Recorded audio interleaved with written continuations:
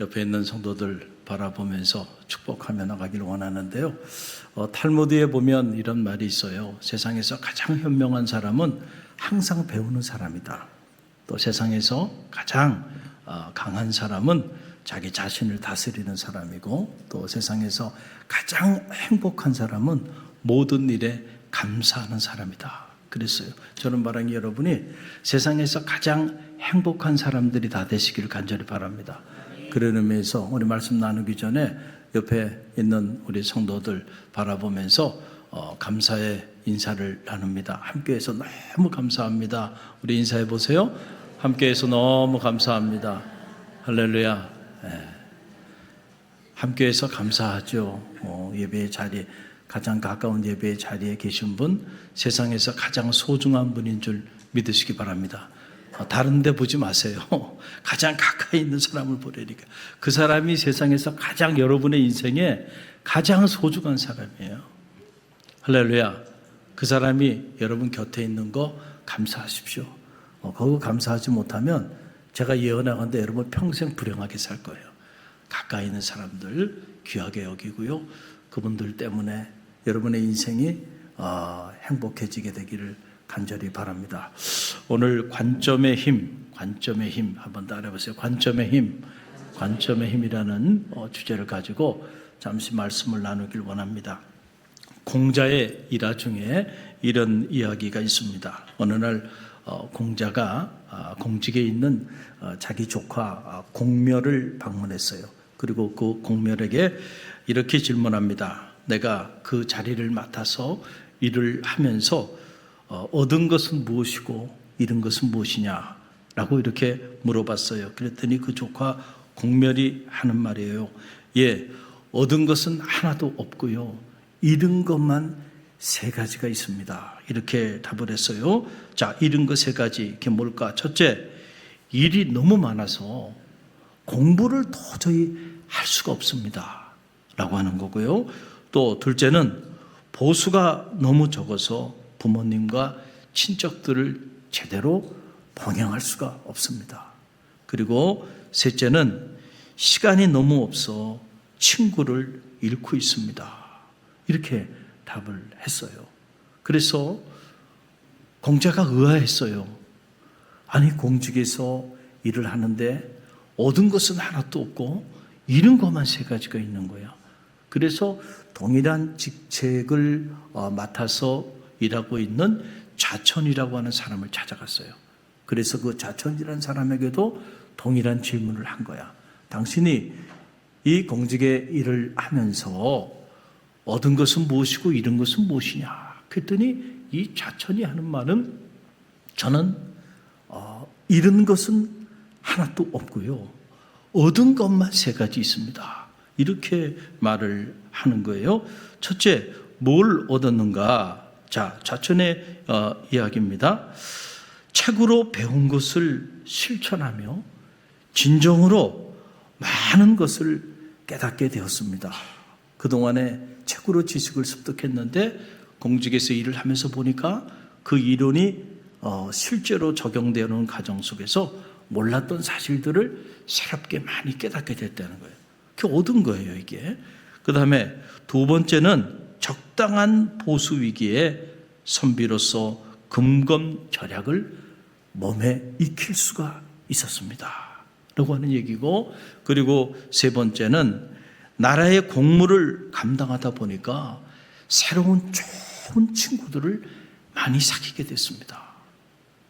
자, 여러분, 똑같은 공직, 똑같은 직책을 맡은 공멸과 이 좌천의 인생이 차이가 어디서 나는 걸까요? 똑같은 직책입니다. 똑같은 나라에 똑같은 직책에 똑같은 공무를 감당하고 있는데 한 사람은 얻은 것은 하나도 없고 잃은 것만 3가지야. 그리고 한 사람은 잃은 건 하나도 없고 얻은 것만 3가지야. 무엇이 이 두 사람의 인생을 이렇게 갈라놨을까요? 여러분, 바로 관점의 차이입니다. 뭐의 차이요? 관점의 차이. 자기 자신의 인생을 들여다보는 그 관점의 차이에 따라서 똑같은 공직에서 공무하면서 어떤 사람은 잃은 것만 있어. 그래서 늘 마음에 불평과 원망이 가득해. 그래서 그 인생이 행복하지 않아. 그리고 살아가는 거예요.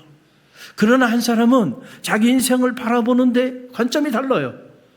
공직에서 공무를 감당하는 그 일에 대해서 대단히 자부심을 가지고 긍정적인 관점을 가지고 자기 자신을 바라보고 있는 거야. 그러니까 잃은 건 하나도 없어. 내가 일하면서 보니까 얻은 것만 있는 거예요. 여러분, 우리는 생각해요. 내가 조금 남보다 더 행복한 삶을 살기 위해서 뭔가 내가 더 높은 직위, 더 좋은 어떤 환경이 내게 이렇게 주어지면 내가 더 그만큼 행복해지리라. 그만큼 내가 감사하며 살리라. 그만큼 내가 의미 있는 삶을 살게 되리라 생각을 하는데, 여러분, 그렇지 않아요. 중요한 거는요, 이런 외부의 환경이 아니고 우리 오늘 내면에 자리하고 있는 여러분 스스로가 여러분 자신에 대하여, 여러분에게 주어진 인생에 대하여 어떤 관점을 가지고 여러분을 바라보느냐에 따라서 지금도 얼마든지 행복한 삶을 살아갈 수 있어요. 할렐루야. 그러나 동시에 지금도 이런 상황 속에서도 얼마든지 불행한 삶을 살아갈 수 있다. 환경이 중요한 게 아니라는 거예요. 오늘 여러분이 예배 자리에 나왔어요. 자, 하나님 앞에 이 아름다운 계절, 이 아름다운 성전에서 여러분 신앙의 자유를 마음껏 누리면서 예배할 수 있는 거 감사하죠. 그러나 어떤 이들은 여러분 이것을 감사하지 못하고 여러분의 믿음의 길을 걸어가는 이 신앙의 삶 자체를 여러분이 부정적인 마음을 가지고, 그리고 그런 관점을 가지고 자리하고 있다고 한다면 이 자리에서도 여러분은 감사하지 못하고 살아갈 수 있어요. 신앙의 길을 걸어가면서도 불평과 원망을, 그리고 얼굴은 바라보기도 부담스러운 얼굴들을 하고 그리고 살아갈 수 있다. 공멸과 같은 삶이에요. 저는 바라기는 여러분이 여러분의 인생에 대한 관점이 변화되어지는 그런 축복이 있게 되기를 주님의 이름으로 간절히 축원드립니다. 오늘 요셉에 관한 그런 말씀이에요. 요셉에 대한 이야기인데, 저는 이 요셉의 창세기 45장에 등장하는 요셉의 이야기를 이렇게 묵상하면서 제 안에 떠오르는 하나의 심리학 이론이 있어요. 그게 바로 교류 분석이라는 거예요. Transaction Analysis라고 하는 교류 분석 이론이에요. 1957년에 에릭 본이라고 하는 심리학 의학 박사가 고안해낸 그런 이론입니다. 자, 이 이론은 인간 행동에 대한 심리 이론이에요. 그래서 이 성격, 개인의 어떤 그 성격, 그 다음에 커뮤니케이션, 아동 발달 이론, 정신병리학 이론에도 대단히 중요한 그런 심리학 이론으로 사용되고 있는 그런 이론이에요. 여러분에게 잠깐 짧게 소개해드리면, 여러분이 뭐 복잡하게 이 교류 분석학을 다 할 필요는 없어요. 핵심적인 내용이에요. 자, 제가 몇 분 안에 여러분에게 설명을 해드릴게요. 사람에 대한 그 유형을 4가지 유형으로 이렇게 나눴는데, 그 첫 번째 유형이 바로 저거예요. 우리 한번 함께 읽어봅니다. 한글만 함께 읽어봅니다. 자기 긍정, 타인 긍정의 유형이 있다는 거예요. I'm okay, you are okay. 나도 좋고 남도 좋고, 나도 긍정하고 남도 긍정하고, 그렇죠? 이런 유형이 가장 건강한 유형이에요. 그런데 이런 유형만 있지 않고 두 번째 유형도 있어요. 함께 읽어봅니다. 자기 긍정, 타인 부정. I'm okay, but you are not okay. 나는 좋아. 그렇지만 너는 인정할 수 없어. 그렇죠? 자기만 긍정하고 타인은 긍정하지 않고 살아가는 그런 사람들의 유형이 있다는 거예요. 그 다음에 세 번째 함께 읽어봅니다. 자기 부정, 타인 긍정. 자, 이거 뭐냐면은 항상 남은 좋아. 남은 보면은 나보다 항상 모든 게 다 뛰어난 것 같아.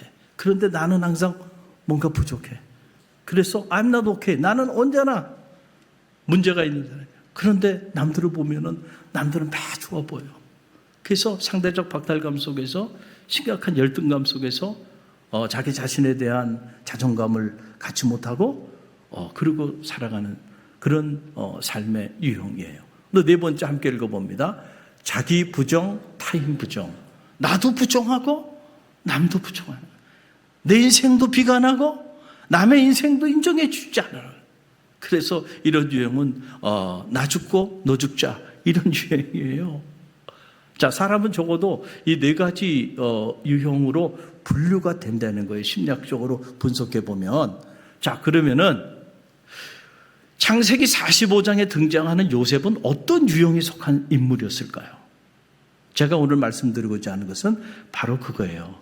그러면서 저는 여러분 자신에게 묻고 싶습니다. 여러분은 오늘 어떤 종류의 유형입니까? 여러분, 이 물음을 가슴에 품고 오늘 이 말씀 안으로 한번 들어가 보세요. 자, 요셉 한마디로 말씀드리면요, 요셉은 어떤 유형이었을까요? 자기 긍정, 타인 긍정. I'm okay, you are okay.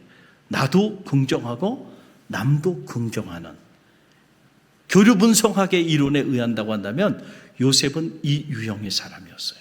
그래서 요셉이 그 수많은 시련 속에서도 하나님과 사람 앞에 존귀한 인물로 마지막 하나님 부르시는 날까지 흠이 없는 존귀한 존재로 쓰임받을 수 있었다. 바로 이 사실이에요. 여러분 보세요. 자, 요셉이 30의 애굽의 총리 대신이 되죠. 그리고 난 다음에 드디어 자신을 구덩이에 집어넣고 옷을 찢어서 저 이집트의 노예로 인신매매를 했어요. 형들이 한 일인데, 형들이 가장 가까이 있는 형들이 한 일이에요. 그래서 10년 동안 10대, 20대를 저 이집트에서 종살이 했습니다. 노예로 살았어요. 그리고 감옥에 만 3년 죄수생활을 합니다. 17세에 이 끔찍한 일을 당해서 23년, 무려 13년 동안 이런 끔찍한 고통을 겪어요. 누구 때문에 그런 거예요? 형들 때문에 그런 거예요. 형들이 뭐 요셉이 잘못해서라기보다는 형들의 요셉에 대한 시기와 질투 때문에 그런 거예요. 그래서 동생을 이렇게 끔찍한 삶의 구렁텅이에 집어넣습니다. 그런데 원수는 외나무 다리에서 만난다고 드디어 요셉이, 애굽의 총리 대신이 된 요셉이 누구를 만나게 돼요? 형들을 만나게 되는 장면이에요. 그때 요셉이 자기의 신분을 밝힙니다. 제가 바로 형들이 나를 이집트에 팔아버렸던 바로 그 요셉입니다. 여러분, 애굽의 총리 대신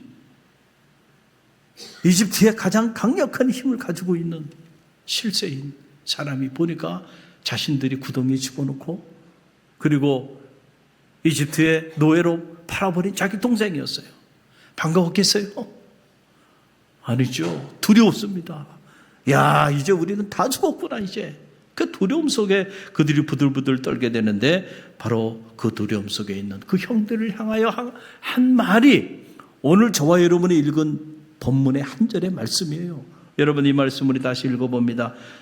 창세기 45장 5절 함께 읽습니다. 당신들이 나를 이곳에 팔았다고 해서 근심하지 마소서, 한탄하지 마소서. 하나님이 생명을 구원하시려고 나를 당신들보다 먼저 보내셨나이다. 아멘. 여러분은 이 한 절의 말씀을 어떻게 읽어요? 저는 너무너무 감동이 돼. 야, 이럴 수가 있구나. 요셉이 이런 인물이구나.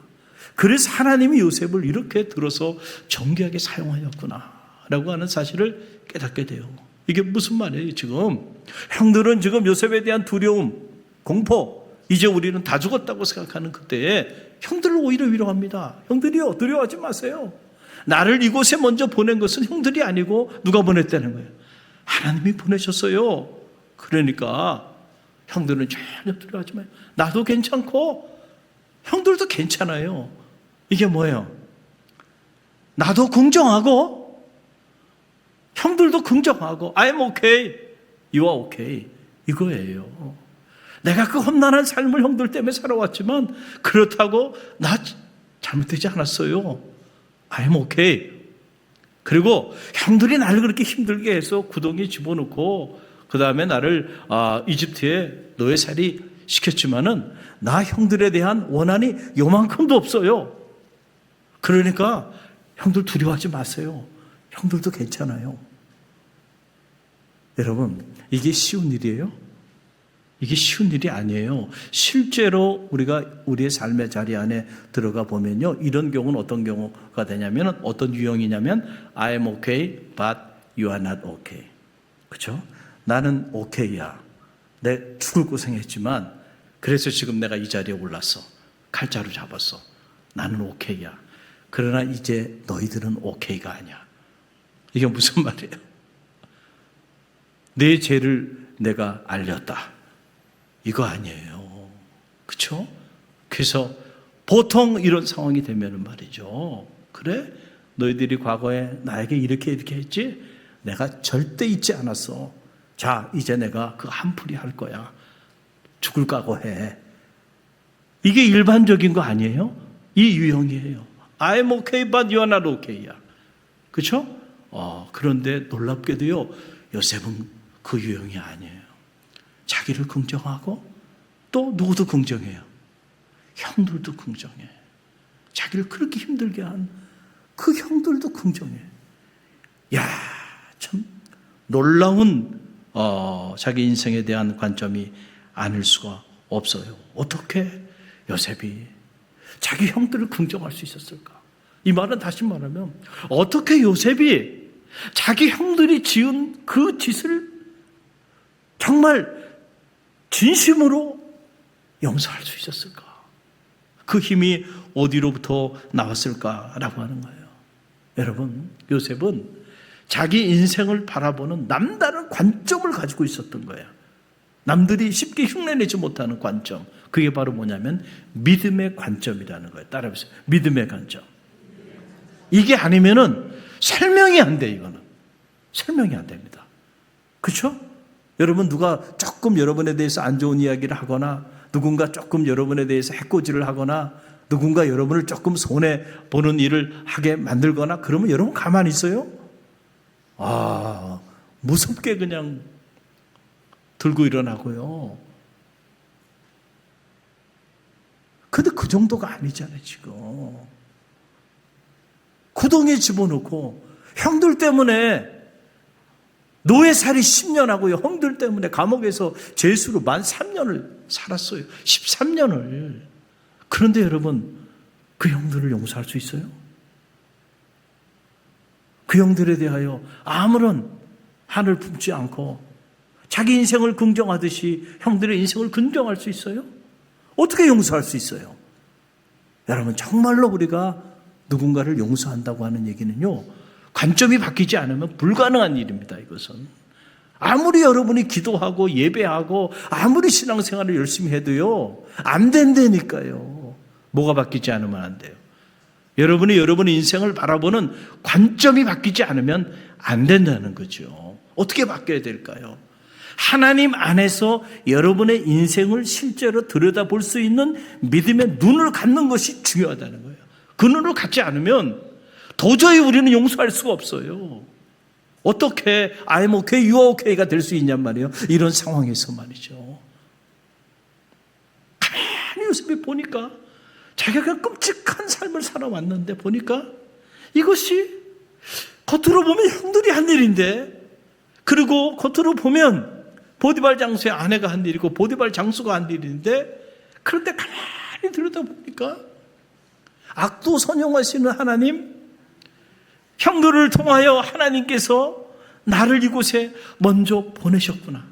그래서 오늘이 있게 만들으셨다는 사실을 알게 된 거예요. 이게 바로 뭐예요? 믿음의 관점이죠.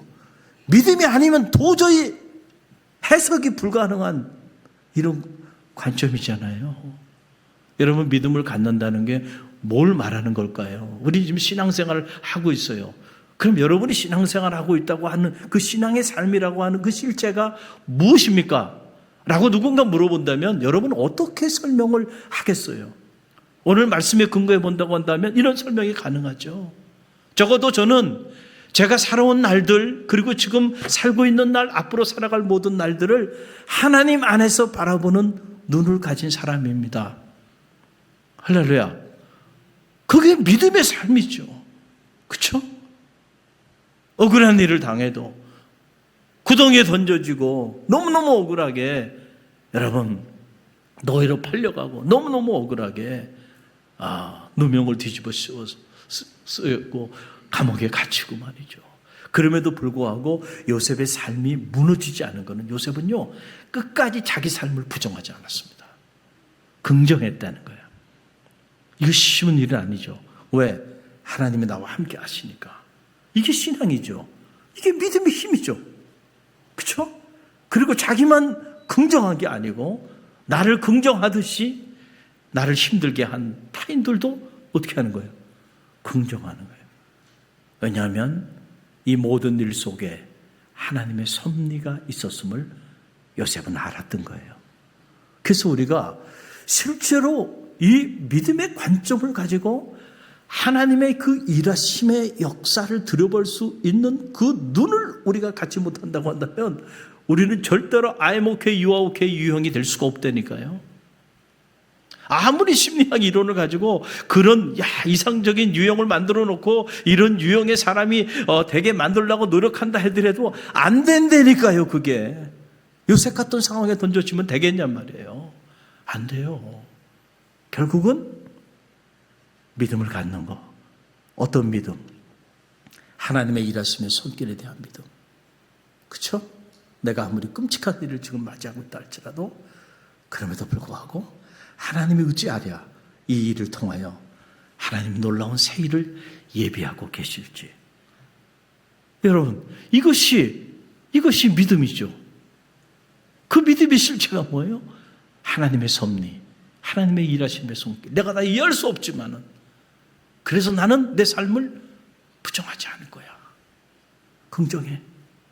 그리고 나를 이렇게 힘들게 만드는 이 환경과 나를 이렇게 끔찍한 삶의 상황 속에 집어넣은 주변 이들에 대해서도 나는 부정하지 않을 거야. 긍정하는 거예요. 여러분, 그래서 요셉이 창세기 45장 7절로 8절 말씀 보게 되면 놀라운 이야기를 합니다. 우리 함께 읽어봅니다. 하나님이 큰 구원으로 당신들의 생명을 보존하고 당신들의 후손을 세상에 두시려고 나를 당신들보다 먼저 보내셨나니 그런즉 나를 이리로 보낸 이는 당신들이 아니요 하나님이시라. 하나님이 나를 바로에게 아버지로 삼으시고 온 집의 주로 삼으시며 애굽 온 땅의 통치자로 삼으셨나이다. 아멘. 할렐루야. 여러분, 창세기를 다시 읽어보세요.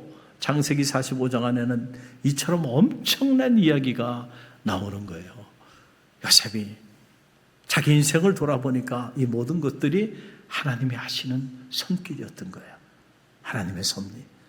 오늘 나를 구원하고 우리 민족을 구원하고 형들을 구원하고 이 나라와 민족을 구원하기 위해서 나를 먼저 이곳에 보내셔서 오늘 나로 하여금 이 나라의 통치자가 되게 하셨다라고 하는 거예요. 그 내용을 구체적으로 조목조목 풀어서 설명을 하고 있는 거예요.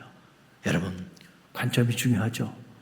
만약에 이때 요셉이 이런 관점을, 이런 믿음의 관점을 가지고 있지 않았다면요, 칼부림이 났을 거예요. 형들 다 죽고. 그런 요셉은 또 존귀한 존재로 평생 그렇게 흠없는 존재로 살아갈 수 있었겠어요? 자기 형제들 다 피 흘리게 한 그 사람이 여러분 하나님과 사람 앞에 존귀한 인물로 쓰임받을 수 있었겠어요? 아니죠. I am okay, you are okay. 이런 좋은 유형을 가질 수 있었던 것은 바로 그가 좋은 믿음의 관점, 누구도 흉내낼 수 없는 그런 관점, 자기 인생에 대한 관점을 가지고 있었기 때문에 가능했대. 이 세계의 비밀을 바울 사도가 일찍이 알았어요. 그래서 바울 사도가 로마서 8장 28절에서 우리가 잘 아는 말씀이죠. 이런 위대한 선언을 합니다. 함께 읽어봅니다. 우리가 알거니와 하나님을 사랑하는 자 곧 그 뜻대로 부르심을 입은 자들에게는 모든 것이 협력하여 선을 이루느니라. 아멘. 믿습니까? 하나님을 사랑하는 자 곧 그 뜻대로 부르심을 입은 자들에게는 모든 것이 협력하여 선을 이루느니라. 이 모든 것 안에는 뭐 들어가요? 구덩이에 던져지고, 그리고 이집트에서 10년 동안 종살이하고, 또 억울하게 치안으로 몰려서 감옥에서 만 3년 죄수생활 한 것까지가 다 포함되는 거예요. 이 모든 이를 협력하여 선을 이루느니라. 여러분이 정말로 믿음을 갖는다고 하는 것은요, 저는 이 고백을 인정하고 받아 드리는 것과 관계가 있다고 생각해요. 하나님을 사랑하는 자, 곧 그 뜻대로 부르심을 입은 자들에게는 모든 것이 협력하여 선을 이루는. 여러분, 이런 사람은 실제로요, 언제나 감사할 수 있어요. 왜요? 모든 일이 협력하여 선을 이룰 거기 때문에. 바로 이것이 하나님 안에서 자기 인생을 들여다보는 믿음의 관점을 갖는다는 것을 말하는 거잖아요. 바울이 이런 믿음의 관점을 가졌기 때문에 감옥에 갇히면 감옥에서 옥중서신이 써지고요. 할렐루야. 그가 가는 곳곳마다 복음의 위대한 역사들이 나타날 수 있었던 것은 그런 복음을 전할 수 있는 환경이 주어졌기 때문이 아니고요, 이런 믿음의 관점을 가졌기 때문에 세상이 감당할 수 없는 인물이 되었다는 사실을 여러분 꼭 기억하시고요, 우리가 하나님 안에서 우리 인생을 들여다보면 버릴 것이 없어요. 버릴 것이 없어. 악도 선용하시는 하나님, 그 사람도 필요한 사람이야. 그 환경도 내게는 필요한 거야. 할렐루야. 긍정할 수 있다. 얼마 전에 제가 명동을 갔어요. 명동 가면 종종 들리는 곳 중에 하나가 명동 성당입니다. 그 성당에 들려서 이렇게 묵상하고, 그리고는 그 옆에 성물을 파는 곳이 있어요. 늘 그곳에 종종 들립니다. 왜냐하면 참 성물들을 기도하면서 아름답게 잘 만들어요. 그래서 그 성물을 보기만 해도 이렇게 마음이 평온해지고 그래요. 그래서 참 기도하면서 만드는 성물들은 다르구나라고 하는 것을 매번 느껴요. 그래서 이번에도 가서 보니까 감사 노트인데, 노트가 저기 보이죠? 왼편에 있는 저기 겉표지인데, 제가 소녀의 감성이 있어서 그런지 저걸 보는데 너무 예쁜 거예요. 그리고 이렇게 바라만 보고 있어도 마음이 이렇게 평온해지고, 그래서 제가 저 노트, 이렇게 작은 노트인데 2권을 사갖고 왔어요. 그리고는 이제 책상에 이렇게 놓고 그냥 표지만 이렇게 보고 있어도요, 그냥 마음에 이렇게 감사가 찾아오는 것 같아요. 너무너무 예쁜 노트인데, 이 노트의 첫 장에 이렇게 넘겨 보면은 이런 글이 있어요. 감사일기, 매일 작은 기적을 경험하는 방법, 이렇게 해놓고 그리고 난 다음에 이제 첫 문단이 이렇게 나오는데, 저 문단이 첫 문단이에요. 여기 보게 되면 첫 문단에 나오는 내용이 그대로 돼 있잖아요. 우리 함께 읽어봅니다. 매일 감사일기를 쓰다 보면 작고 사소한 것에도 감사하는 마음이 생기고 이전과는 다른 눈으로 삶을 바라보게 됩니다. 주변에 감사한 일이 많다는 것을 알게 되면 행복해지고, 행복한 마음은 일이나 인간관계에도 좋은 영향을 줍니다. 아멘. 틀림없는 일이죠. 그렇죠? 사소한 일, 작은 일에 우리가 감사하고 그 감사한 일들을 기록으로 남기다 보면 생각이 바뀌는 거예요. 그러네. 내 인생에도 감사한 일들이 참 많구나. 그렇죠? 그러면 자기 긍정의 사람으로 바뀌어요. 그러면서 주변에 있는 이들에 대해서도 긍정하기 시작해. 나도 긍정하고 내 주변에 있는 모든 사람들도 긍정하고.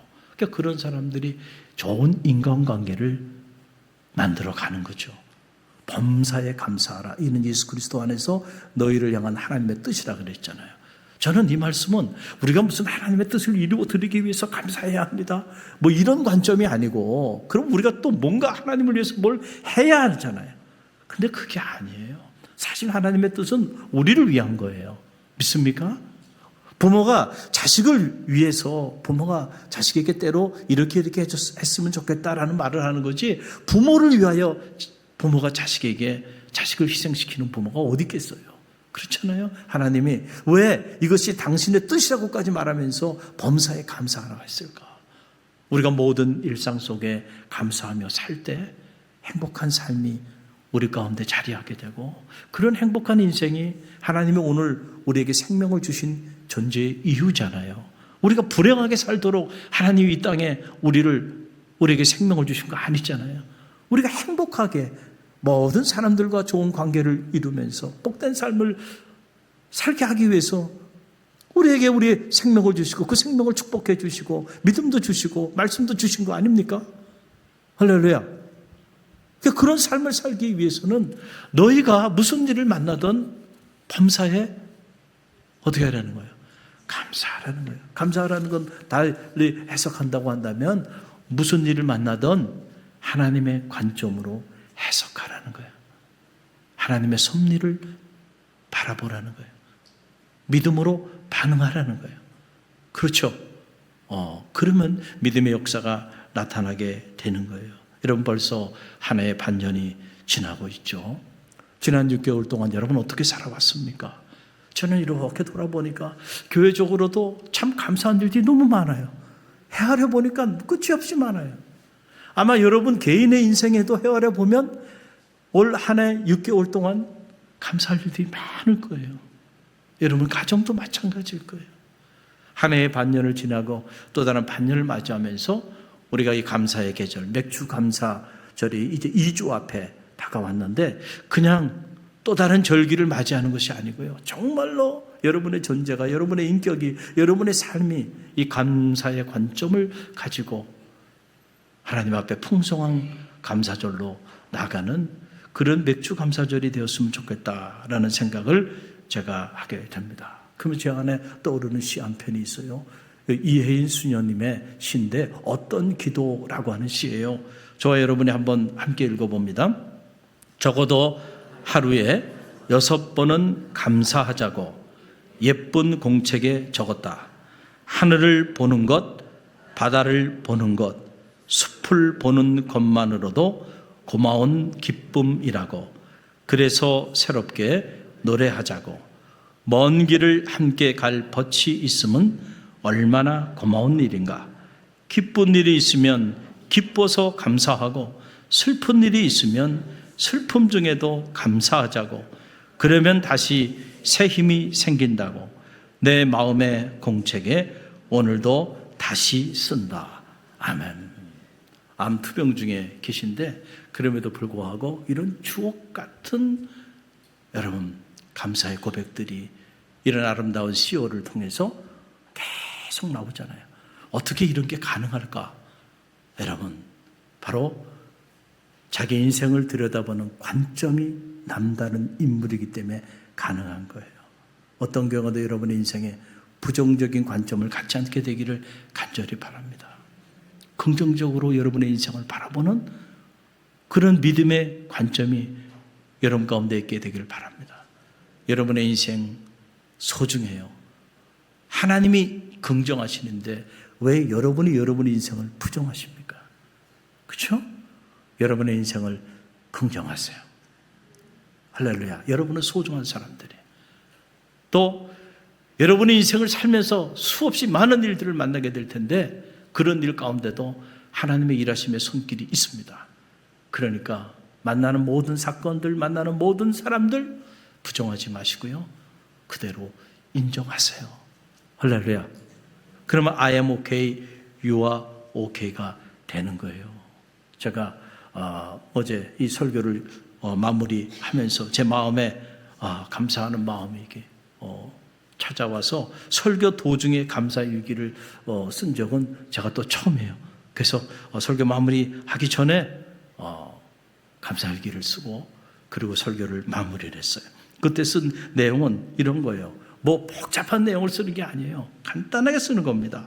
감사를 주제로 설교를 준비하게 하심에 감사합니다.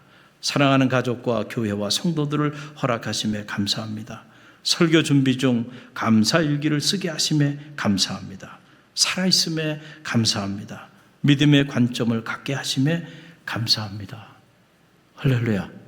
뭐 오랜 시간이 걸리는 게 아니에요. 1, 2분이면 쓸 수 있는 습관이 중요한 거예요.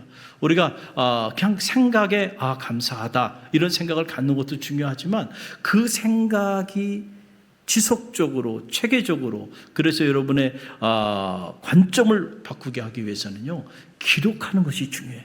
그래서 작은 글에도요 감사의 제목들을 기록하는 감사의 노트를 준비하고 그리고 늘 여러분들 생각날 때마다 또는 마음이 무너질 때마다 그 마음을 다잡기 위해서도요 감사 제목을 적어보세요. 그러면 놀라운 일이 벌어져요. 어제 이렇게 감사 일기도 쓰고 그리고 감사에 관한 설교도 다 마치고 아주 기분 좋게 이제 집으로 차를 타고 가는데 갑자기 차가 두구두구두구두구두구 되더니 주행 중에 그냥 서버리는 거예요. 저기 큰일 날 뻔했습니다. 정말 이게 보여줘야 이게 뭔가 픽션이 와요. 그래서 제가 이게 새 차인데 작년에 산 차인데 어떻게 주행 중에 갑자기 엔진이 꺼지냔 말이에요. 그래가지고 막 뒤에도 차가 오고 옆으로도 차가 가는데 그래서 다시 또 시동을 빨리 켰어요. 그런데 후들후들후들 되더니 결국은 퍼지더라고요.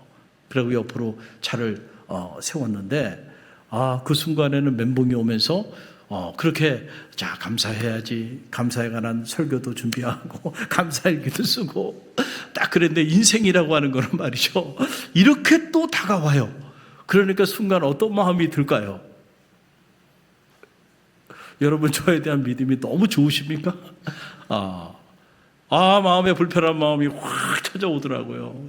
이게 뭐지 이러면서 막 마음이 막 엉망진창이 되는 거예요. 그래서 보험회사에 연락을 하고 딱 보니까 이건 엔진 프로블럼이에요. 견인 조치해가지고 하지 않으면 안 되는. 그냥 저는 하도 이런 경험을 많이 해봐가지고 압니다. 딱 보면은 이건 메인 프로블럼이 일어났다는 걸 알기 때문에 그래서 이제 전화를 하고 기다리는데 내 마음에 아니지 이 상황에도 감사해야지. 할렐루야. 제가 의도적으로 왜냐하면 자꾸 마음이 무너지니까 이렇게 무너지면 안 되지. 이 토요일 날 주일을 섬겨야 되고 근데 막 뭐 이런저런 스케줄들이 막 떠오르면서 지금 차가 퍼졌으니 이거 해결할 거 생각하니까 머리가 막 복잡해지는 거예요. 근데 감사하게도 감사해야지 생각하고 의도적으로 감사하려고 제가 가지고 있는 조그만 종이에다가 한번 적어 보니까 어떤 감사가 나오냐면은 그 살아있으면 감사하잖아. 저거 100km, 150km씩 막 고속도로 달리다가 그 한복판에서 저렇게 퍼져버렸으면은 어떻게 될 뻔했을까? 그 생각하니까 그것도 고속도로가 아니고 로컬에서 주행하다가 사고 났으니 감사하고 그리고 제가 유학생활 할 때 하도 힘들고 어려운 유학생활 해가지고 차 퍼지는 거는 제 일생이었거든요. 그래서 이렇게 차가 퍼지는 걸 보면서도 당황하지 않고 그리고는 내가 차를 잘 갓길로 세우고 초등 대처를 할 수 있게 된 거 돌아보니까 30대에 너무 숱한 경험들을 차에 관한 경험들을 해가지고 내가 이렇게 당황하지 않고 의연하게 잘 대처하고 있으니 감사. 어찌하랴 이 일을 통하여 하나님이 또 무슨 놀라운 일을 행하실지. 할렐루야. 그러면 또 감사한 거예요. 여러분 오늘 이 아침에 예배 자리에 나오셨는데 인생이라고 하는 게 감사할 조건들만 있다면은 여러분 감사하지 않을 사람이 어디 있겠어요. 예기치 않은 일들이 우리 주변에 도저히 감사할 수 없는 일들이 끊임없이 밀려와요. 그래서 우리로 하여금 믿음의 관점을 갖지 못하고 I am okay, you are okay를 하지 못하고 I'm not okay고 you are not okay야. 나도 부정하고 남도 부정하면서 여러분, 그렇게 살아갈 수밖에 없는 그런 세상 한복판에 우리가 살아가요. 그러니까 하나님이 오죽하면 범사에 감사하라, 이는 예수 그리스도 안에서 너희를 향한 하나님의 뜻이라는 말씀을 하셨을 거예요. 우리는 그렇게 살아가면 안 돼. 여러분, 요셉이 될 수 있었던 비결은요, 그가 그의 삶을 긍정할 수 없는 끔찍한 상황들이 그 삶의 주변에 있었지만, 그럼에도 불구하고 하나님 안에서 자기 인생을 어떻게 했어요? 바라봤어요. 그래서 자기도 긍정하고, 자기를 그렇게 힘들게 했던 형들도 긍정하고, 그래서 자기도 살고 형들도 살고 다 살린 거예요. 나도 살고 너도 살 거예요. I am okay, you are okay. 저 오케이입니다. 여러분도 오케이 되시기를 간절히 바랍니다.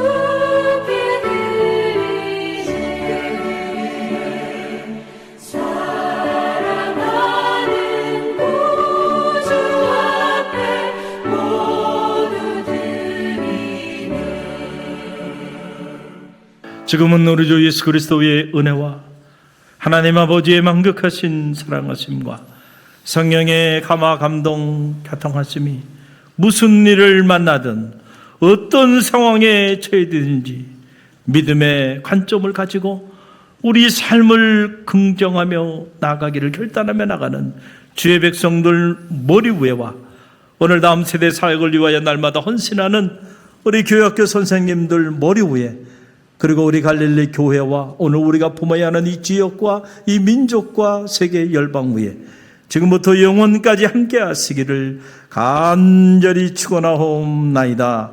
아멘.